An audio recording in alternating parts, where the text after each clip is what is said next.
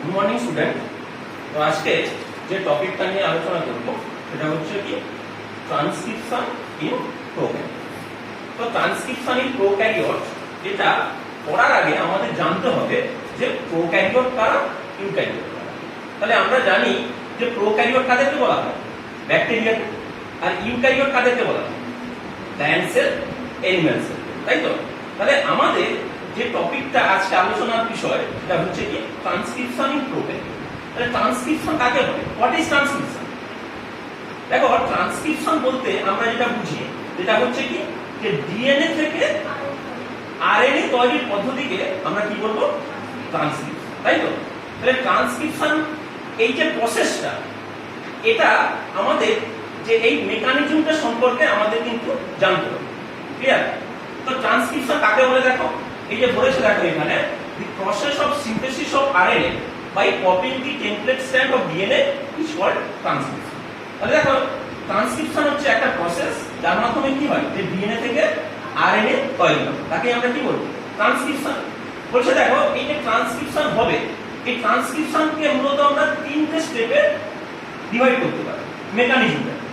এক হচ্ছে initiation, elongation আর কি টার্মিনেশন। ক্লিয়ার হয়েছে? তাহলে দেখো, এই যে ট্রান্সক্রিপশনের ক্ষেত্রে শুরু হওয়ার আগে আমাদের জানতে হবে যে ট্রান্সক্রিপশন তাহলে কোথায় শুরু হয়? ডিএনএ তে। তাহলে ডিএনএ কোন জায়গা থেকে ট্রান্সক্রিপশন শুরু হয়? একটা নির্দিষ্ট জায়গা থেকে ট্রান্সক্রিপশন শুরু হবে, তাই তো? সেই নির্দিষ্ট জায়গাকে আমি কি বলবো? ট্রান্সক্রিপশনের যে জায়গা থেকে তোমার হচ্ছে ট্রান্সক্রিপশনটা শুরু হচ্ছে তাকে আমরা কি বলবো বলতো? প্রোমোটার রিজিয়ন, তাই তো? তাহলে এই প্রোমোটার রিজিয়ন থেকেই কি শুরু হবে? ট্রান্সক্রিপশন শুরু হবে। তো এই প্রোমোটার রিজিয়নে কি থাকে বলতো? হচ্ছে প্রোমোটার রিজিয়নে দুটো রিজিয়ন থাকে, একটা হচ্ছে -10 আর হচ্ছে -35। তো -10 হচ্ছে দেখো এখানে যে সিকোয়েন্সটা পাওয়া যায় TA TAAT, আর হচ্ছে -35 যে সিকোয়েন্সটা TT GA CA। ক্লিয়ার হয়েছে?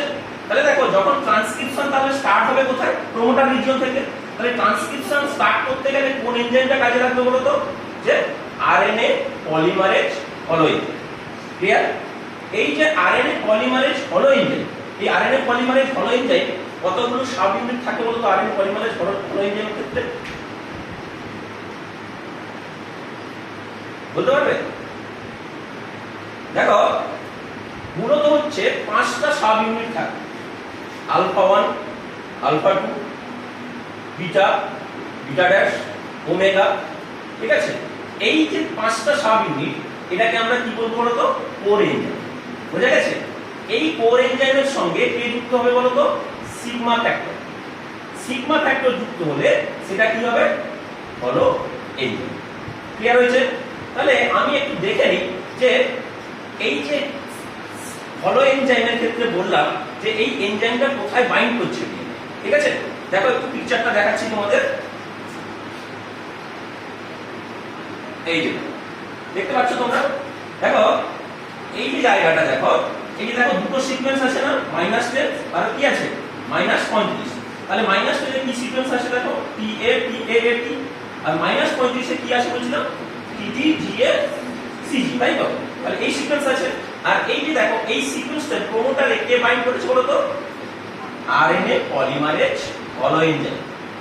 হলো এনজাইম কেন?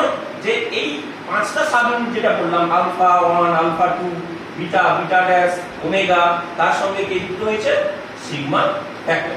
ক্লিয়ার হয়েছে? এবার দেখো, এইখানে দেখো +1 সাইট আছে। এই +1 সাইটটাকে আমরা কি বলবো বলতো? ট্রান্সক্রিপশন স্টার্ট সাইট, মানে যেখান থেকে অ্যাকচুয়ালি ট্রান্সক্রিপশনটা শুরু হবে। ক্লিয়ার? তাহলে এই ট্রান্সক্রিপশন স্টার্ট সাইট থেকে কিন্তু ট্রান্সক্রিপশনটা শুরু হবে। দেখো, এই যে +1 আছে, তাহলে এর ডান দিকে দেখো তীর চিহ্ন দিয়ে দেখানো আছে না? তাহলে এই সাইডটা হচ্ছে কি বলতো? যে +1 এর পরে কি হবে? +2 +3 +4 +5, তাহলে এর উপর চলতে থাকবে। তাহলে এই যে এদিকে ডিএনএটাকে আমি কি বলবো বলতো?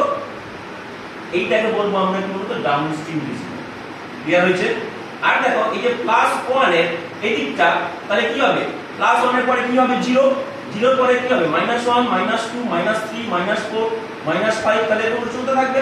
তাহলে এই দিকটাকে আমরা কি বলবো বলতো? Upstream region. ক্লিয়ার হয়েছে? এবার দেখো, ডবল স্ট্যান্ডার্ড ডিএনএ থেকে যদি আরএনএ তৈরি হয়, আরএনএ কি?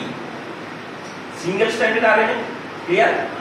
তাহলে আরএনএ যদি সিঙ্গেল স্ট্র্যান্ডেড হয় তাহলে ডিএনএ তো দুটো স্ট্র্যান্ড, তাহলে যে কোনো একটা স্ট্র্যান্ডকে কপি করবে, কপি করে তাহলে কি তৈরি হবে? সিঙ্গেল স্ট্র্যান্ডেড আরএনএ তৈরি হবে। তাহলে এই যে সিঙ্গেল স্ট্র্যান্ডেড আরএনএটা তৈরি হবে, তাহলে যে স্ট্র্যান্ড ডিএনএ যে স্ট্র্যান্ডকে কপি করে সিঙ্গেল স্ট্র্যান্ডেড ডিএনএটা তৈরি হবে তাকে আমরা কি বলবো বলতো? Template strand. বোঝা গেছে?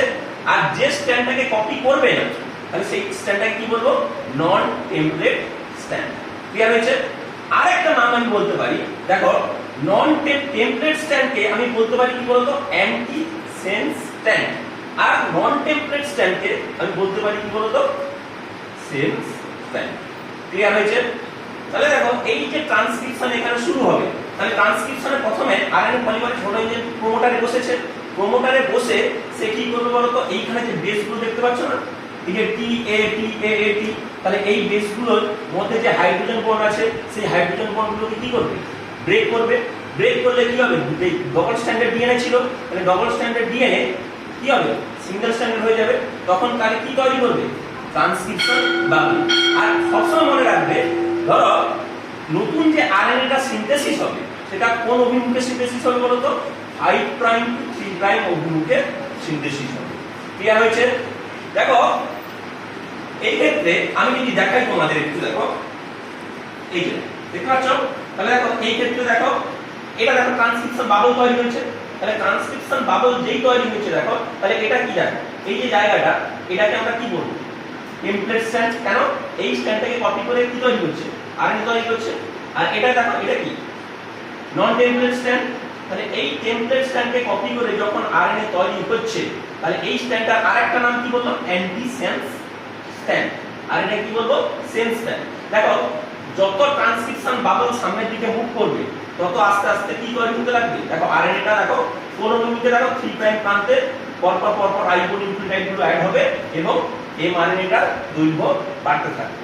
ক্লিয়ার হয়েছে? তাহলে এইভাবে দেখো আস্তে আস্তে যত সামনের দিকে যাচ্ছে তত কিন্তু দেখো আস্তে আস্তে এই আরএনএ স্ট্র্যান্ডটা বাড়বে।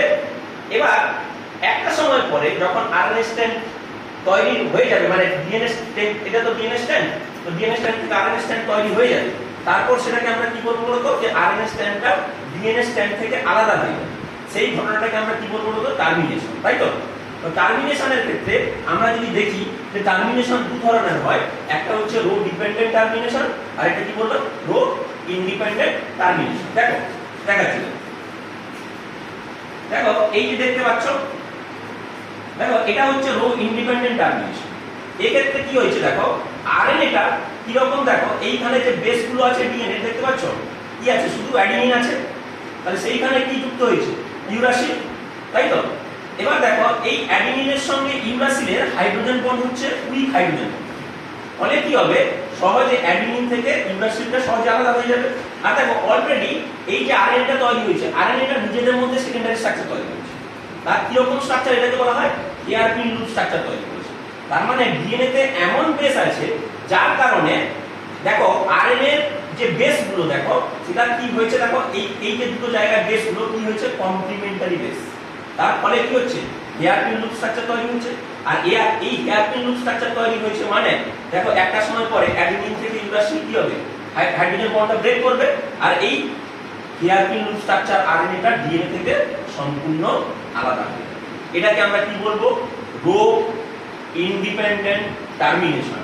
এখানে কোনো রো প্রোটিনের কোনো ভূমিকা নেই, শুধুমাত্র কি হলো যে ডিএনএ তে এমন কিছু বেস আছে সেই বেসের কারণে ডিএনএটা হেয়ারপিন লুপ স্ট্রাকচার তৈরি করেছে। আর ওই হেয়ারপিন লুপ স্ট্রাকচার তৈরি হওয়ার কারণে একটা সময় পর অ্যাডিনিনের সঙ্গে ইউরাসিলের যে হাইড্রোজেন বন্ড ছিল সেটা ব্রেক করবে এবং হেয়ারপিন লুপ স্ট্রাকচারটা সেটা আলাদা হবে। এটাকে আমরা কি বলবো? Rho independent termination. এবারে দেখো rho dependent termination. Rho dependent টার্মিনেশনের ক্ষেত্রে দেখো এটা দেখো এটা আরএনএ সিনথেসিস হয়েছে। তাহলে এই আরএনএ এটা তো নিউক্লি সিনথেসিস আরএনএ। তাহলে এই নিউক্লি সিনথেসিস আরএনএ এখানে দেখো রাট সাইড, এই জায়গাটা দেখতে পাচ্ছ? এই রাট সাইডে কোন প্রোটিন বসবে বলতো? এই যে দেখতে পাচ্ছ রো প্রোটিন। এই রো প্রোটিন হচ্ছে এমন একটা প্রোটিন যা হেলিকেজ অ্যাক্টিভিটি আছে। এই রো প্রোটিনটা কোথায় বসবে? রাট সাইডে বসলো। বসে এর হেলিকেজ অ্যাক্টিভিটি আছে মানে কোন দিকে মুভ করবে? বলো কোন দিকে মুভ করবে?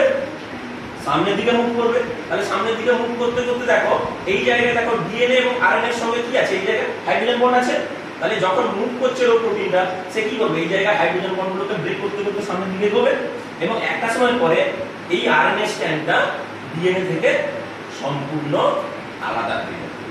আর এটাকেই কি বলা হয়, রো ডিপেন্ডেন্ট টার্মিনেশন। কেন, এক্ষেত্রে দেখো টার্মিনেশনের ক্ষেত্রে এখানে কোন প্রোটিন ভূমিকা পালন করছে, রো প্রোটিন ভূমিকা পালন করছে। ক্লিয়ার, বোঝা গেছে তো যে প্রোক্যারিওটিক ট্রান্সক্রিপশন কিভাবে হয়।